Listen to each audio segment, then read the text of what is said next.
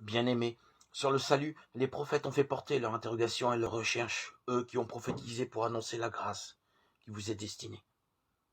Ils cherchaient quel temps et quelles circonstances voulait indiquer l'Esprit du Christ présent en eux, quand ils attestaient par avance les souffrances du Christ et la gloire qui s'ensuivrait. Il leur fut révélé que ce n'était pas pour eux-mêmes, mais pour vous, qu'ils étaient au service de ce message, annoncé par ceux qui vous ont évangélisé dans l'Esprit Saint, envoyé du ciel. Même des anges désirent se pencher pour scruter ce message. C'est pourquoi, après avoir disposé votre intelligence pour le service, restez sobre. Mettez toute votre espérance dans la grâce que vous apporte la révélation de Jésus-Christ. Comme des enfants qui obéissent, cessez de vous conformer aux convoitises d'autrefois, quand vous étiez dans l'ignorance, mais, à l'exemple du Dieu saint qui vous appelait, devenez saints, vous aussi, dans toute votre conduite, puisqu'il est écrit, vous serez saints, car moi je suis saint.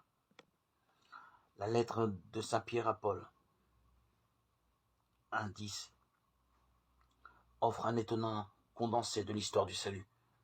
L'Écriture, tous les prophètes et jusqu'aux puissances célestes, l'histoire et le présent de l'univers sont finalisés pour tendre vers un seul but, la révélation de Jésus-Christ crucifié et glorifié. Cette bonne nouvelle invite les croyants à partager la sainteté même de Dieu.